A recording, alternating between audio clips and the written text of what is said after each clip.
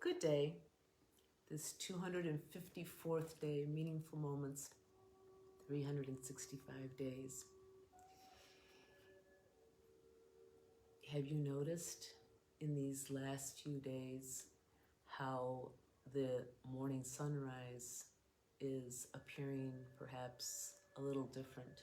Perhaps you've noticed the positioning of what window it came in your home, or where it's resting at the beginning of the day or at the end of the day. I've noticed my plants turning a little bit differently towards the light, and whether you're in a different hemisphere of the world or here in the northern hemisphere, you've been noticing some of these shifts that have been happening.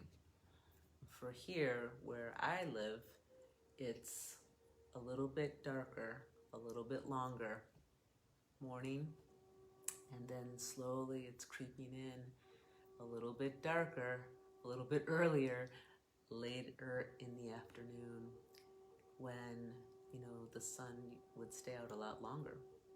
So we're approaching these darker days, and I thought about that for this meaningful moment and how these darker days can be referred to on a lot of levels, whether it's the literal idea of this shorter days and this autumnal equinox that we're approaching, or it's darker days as in like the way we view the world and different things happening around the world or even in our own lives, perhaps, in the transitions. And a lot of people reflect on these parts, and it's easy to kind of sink into that and what that might mean, just as it's easy to perceive calamity or despair,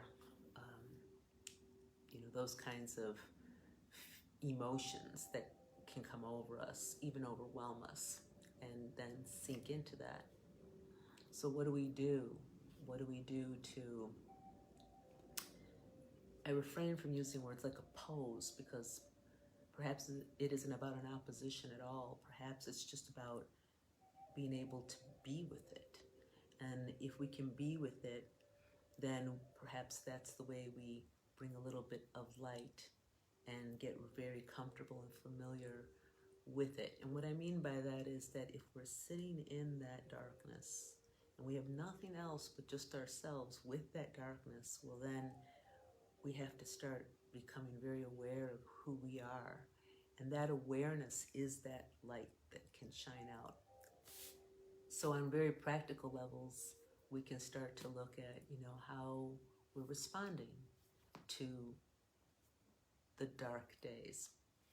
I picked up a book today, Nourishing Traditions. I've probably had this book for the last 20 years of my life or more, and started to just kind of scan through and find where my eye was being attracted to, find some warming soups.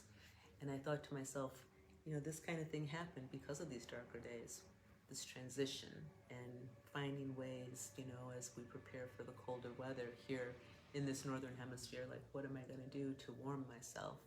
And perhaps stacking up on candles and lighting some candles. And I love that glow just as much. And I'll tell you, I am, like I've told you before, a sun worshiper, so I'm all about the sunlight and the rays. But what do I do when those clouds get heavier and darker and it's more gray than light or sunlight? And then what do I do when my house is darker for longer periods of time? Well, I bring on the glow of light. I sip my warm coffee or tea or whatever that might be, and just perhaps savor it just a little bit deeper, a little bit longer, and really take that in. Think about little foods to prepare that are part of just that experience of warming the inside of myself and being able to sit in that dark.